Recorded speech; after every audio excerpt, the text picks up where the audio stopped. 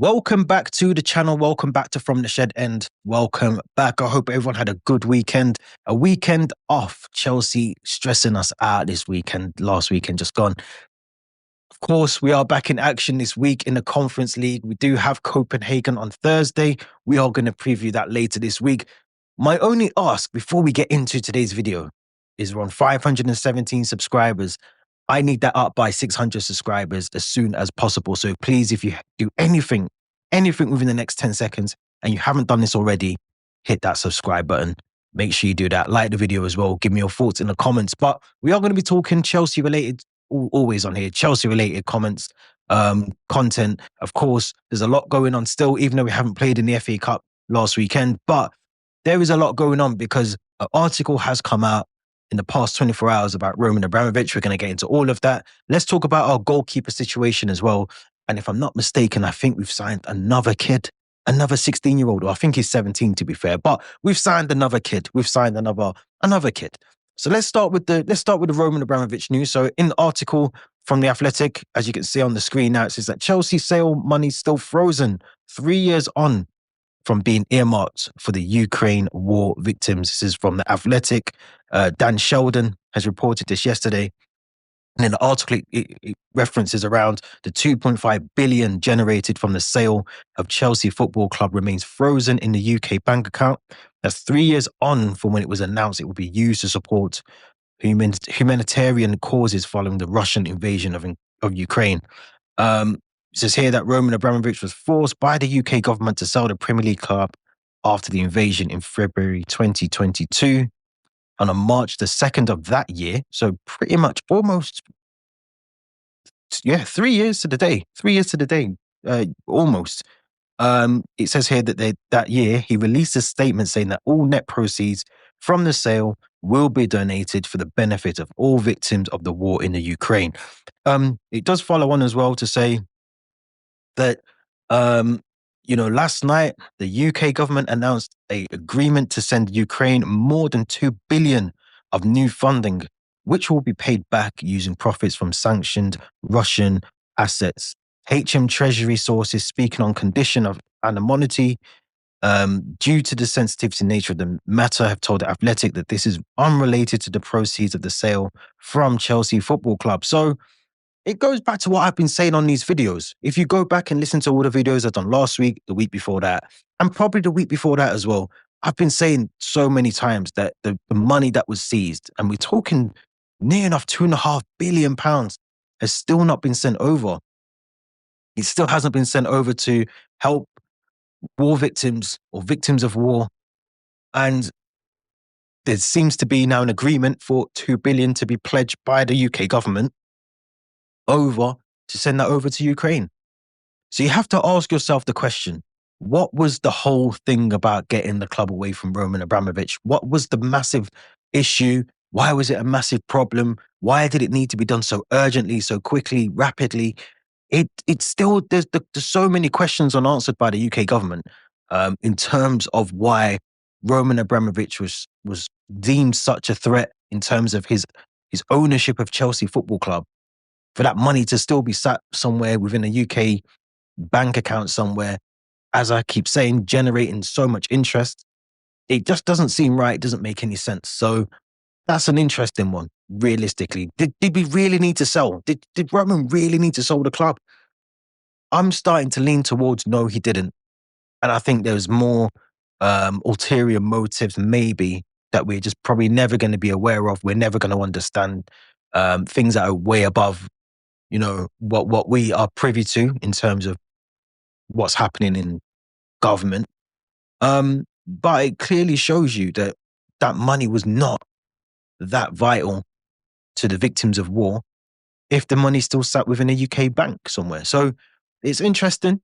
I'd love to see Roman come out and almost force the government's hand. I'm surprised he hasn't considered to do that already. If this is going on and, if someone holds 20 pounds of your money unlawfully, which is what I would see it is at the moment. Yeah, they've seized it, but based on what?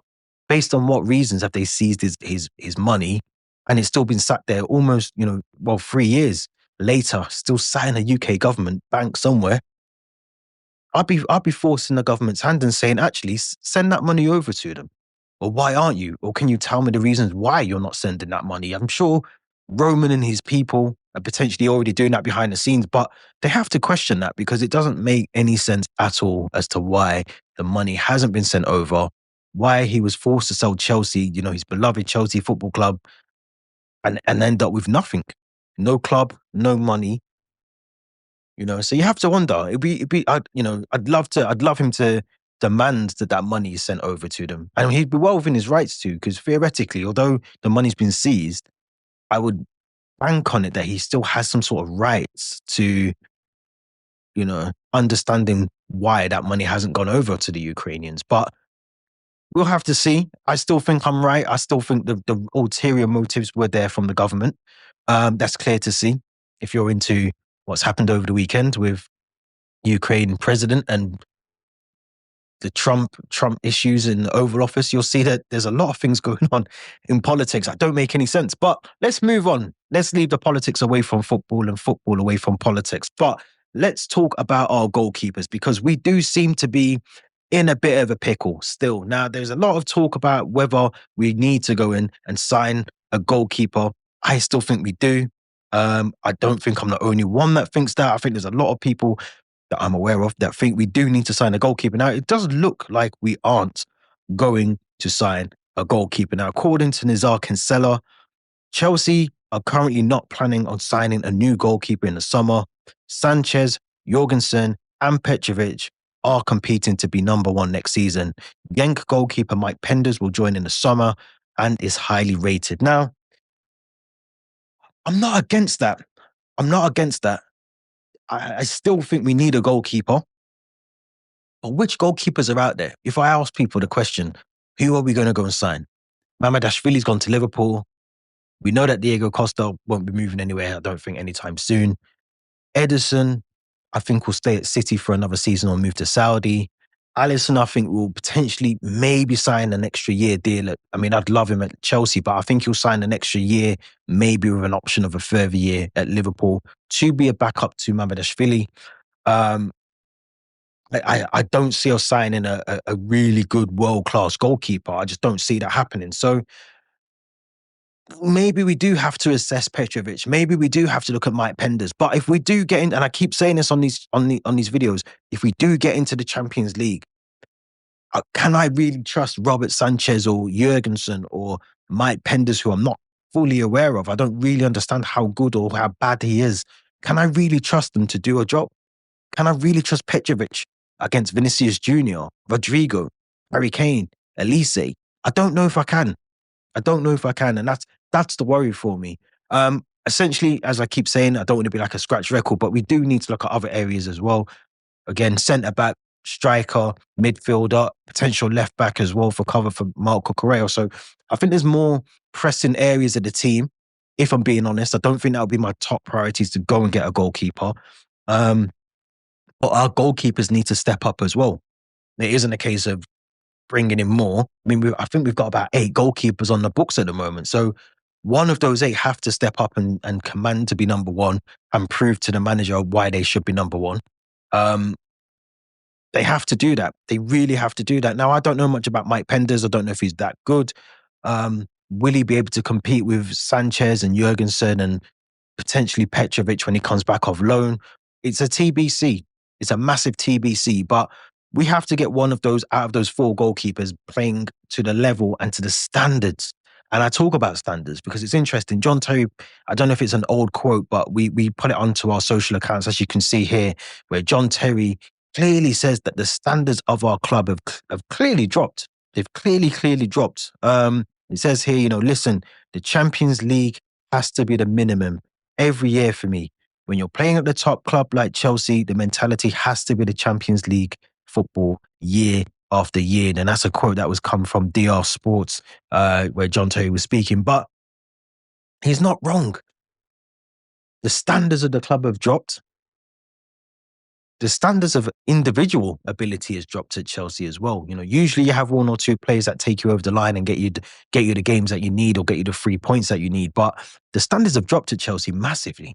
And someone like John Terry, John Obi Mikel, Frank Lampard, Didier Drogba, they've all always spoken about this mentality, this DNA at Chelsea where you have to win regardless, no matter what. Whether it's a 1-0 or a fraction of 6-0, you have to win the game. And we've lost that at Chelsea. So I think when we look at our goalkeepers, when you look back at some of the really good ones that we've had, Courtois, Petr Cech, Cudicini, we've had some really good goalkeepers. One of them has to step up in this crop of goalkeepers that we've got and perform at the level that we need them to perform at. That's within the Champions League, the Premier League, and any other competitions that we find ourselves in next season. But they have to play well. They have to play well. That's just it. There's no ifs or buts.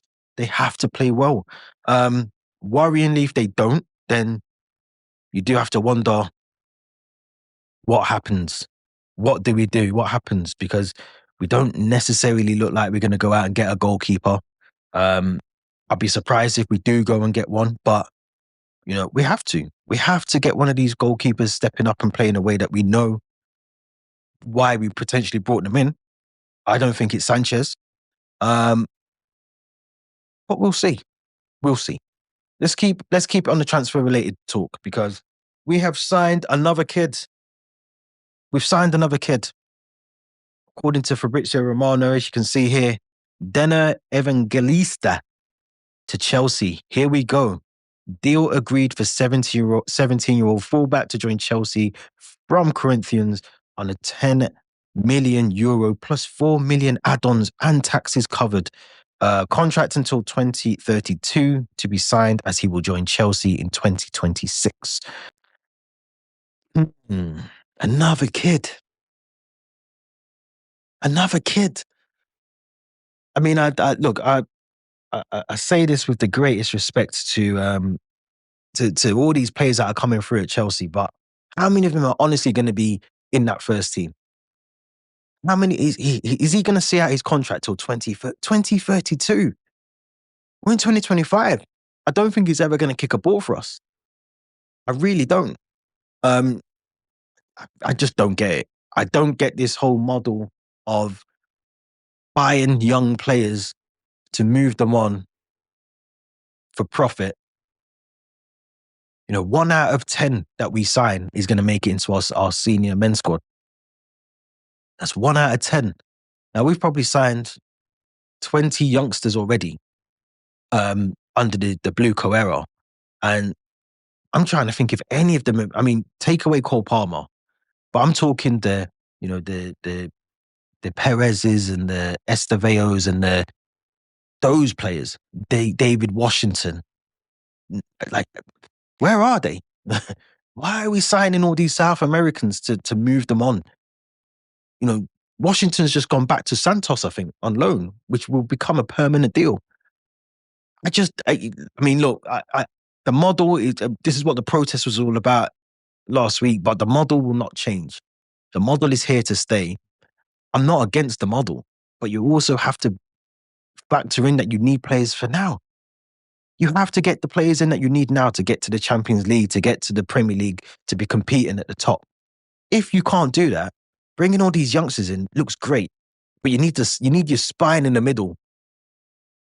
Build around your spine and incorporate these new youngsters, these new young South Americans that you want to bring into the team. No one's against that. But we don't have the spine. We don't have a goalkeeper. We don't have a striker. We don't have the defender that we need in the squad. So bringing in all these youngsters is great, but where's the spine to go with it? This is where we become this mid-table Brighton team.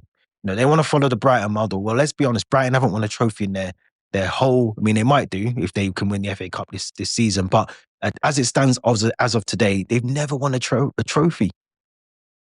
Brighton have never won a trophy. And that's the model that we're following. The team that's never won a trophy, but can sell their players on for huge profits. So you have to question what the owners are, their intention. I haven't spoken about Todd Bowley on the Financial Times because nothing in that would surprise me because he was talking a lot about money because he's talking at a conference that is geared around Financial Times. It's around money. So it was going to be more geared around the costing, the spending. He was challenged around some of the protesting that happened in the week earlier. But if he's at the Financial Times, I expect him to be talking finances and money. So I'm not surprised at some of the comments around the business side of Chelsea Football Club. But we have to be serious with what's coming up over the next 6 or 7 months at this club. And signing for me a 17-year-old on a 7-year deal for over £10 million just doesn't feel right to me. At the current moment where we are as a club, it doesn't feel right. It doesn't make any sense. Um, yeah, we need experience, leadership in that squad, and we've brought another kid in. So that tells me that the model's never going to change. The model will be the model will be the model. But you've got to get a spine to go with the model. You have to bring in the players that you can build around. And we don't have that. We've just got a bunch of kids, a bunch of nonny mad weckies. There needs to be the spine in the club, and we haven't got that. So bringing in another fullback is brilliant. But if Cucurella gets injured, do I trust this new guy to come in and be a left back? Or if Reece James can no longer play, consistent football, and we want to rest Gusto or Achiempong's out, do I trust him to play on the right? I don't even know him. I don't even know anything about this new signing. So look, we are at pressure points now. And this is where it is make or break, not just for the season, but I think a club defining moment. If we do not get the next summer window correct in terms of the transfers that we will need to bring in, whether people are realistic with their opportunities that they want to bring in, or they're over ambitious, or we're underachieving, or we're not as ambitious as we should be, we need to bring signings in. Not kids, I'm talking leaders, proven players that have played at the top, played in European football. We have to bring those in. And if we don't, then we need to seriously think about where these clubs, the direction of the club. That's where I look at the manager. That's where I look at the owners. That's where I look at the sporting directors. And I look at the players that we've got at the club currently. But if things don't improve off the pitch, you can't expect things to improve on the pitch, because we're bringing in a bunch of kids with no leaders. And things will deteriorate very quickly at the club. Very, very quickly. But let me know your thoughts. Let me know your thoughts. Let me know your thinking of Roman Abramovich. Should he call the government's bluff and see if they're actually going to send that money over? Let me know what you think about the transfer news and also the goalkeeping issues at Chelsea. Don't forget, we are back in contention this week, Thursday. I was going to say Carabao Cup. Don't know where Carabao Cup came from, but the Conference League, Copenhagen. Be there. We're going to do our preview later on this week for it. Let us know what you think will happen. Give us your predicted lineups ahead of that preview that we'll be doing. And until then, enjoy the rest of your week, and we'll be back soon.